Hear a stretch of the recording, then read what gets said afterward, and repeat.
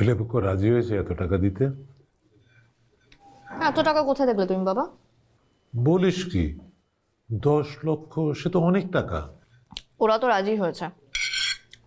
ওরা রাজি হলে তো আমার কোনো সমস্যা নেই। আমি আগেও যেটা বলেছি এখনো তাই বলছি, যৌতুক ছাড়া আমি বিয়ে করব না, এটাতে কোনো মাপ নেই।